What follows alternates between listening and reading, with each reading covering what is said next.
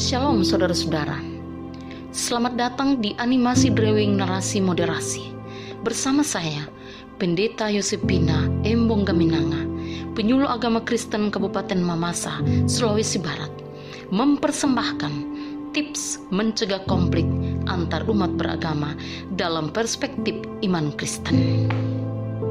Yang sering menjadi pemicu konflik adalah adanya sikap agama yang fundamentalis, sikap picik, sikap fanatik yang menjadikan sebagian orang keliru untuk tidak menerima perbedaan agama, mengklaim ajaran agamanya yang paling benar, dan memunculkan sikap antipati, bahkan satu sama lain dengan saling menghina, bahkan secara kasar merendahkan agama lain.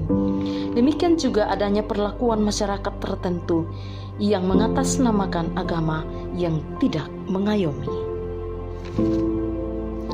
Yang menjadi akar konflik adalah diskriminasi dan ketidakadilan. Seperti misalnya kebijakan-kebijakan yang diskriminatif, perlakuan diskriminatif, misalnya sekelompok orang mengejek orang secara berlebihan hanya karena perbedaan keyakinan. Juga adanya pelanggaran HAM seperti kerusuhan, penculikan, pembunuhan, pemerkosaan, pengeroyokan, dan pelecehan.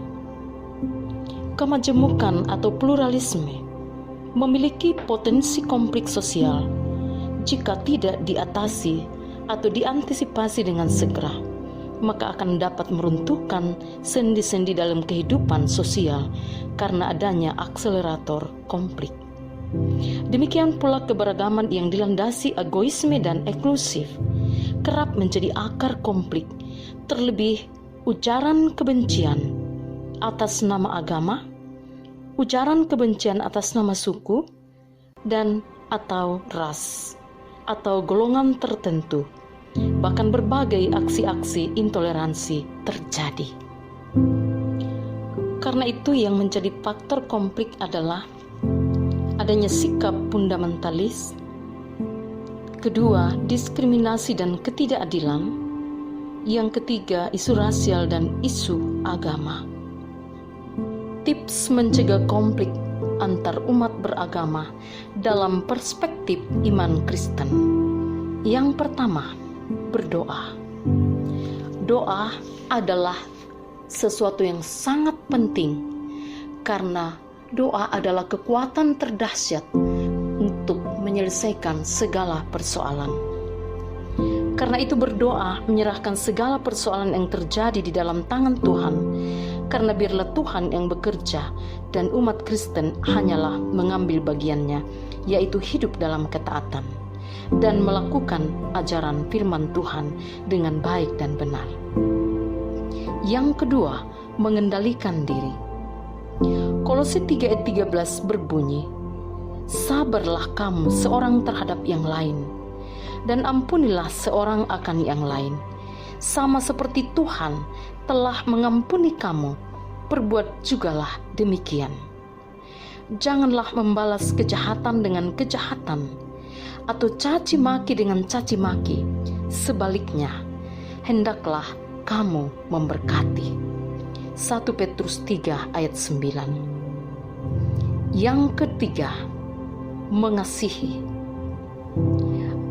Firman Tuhan di dalam Matius 22 ayat 39, di sana Tuhan Yesus mengajarkan untuk selalu mengasihi semua orang. Dikatakan, "Kasihilah sesamamu manusia seperti dirimu sendiri." Bahkan Tuhan Yesus mengajarkan untuk mengasihi orang yang memusuhi kita sekalipun. Dalam Lukas pasal 6 ayat 27 dan 36, di sana dikatakan, "Kasihilah musuhmu, berbuatlah baik kepada orang yang membenci kamu, dan mintalah berkat bagi orang yang mengutuk kamu." Kasih merupakan ajaran utama yang selalu diajarkan Tuhan Yesus kepada umatnya, yaitu umat Kristen.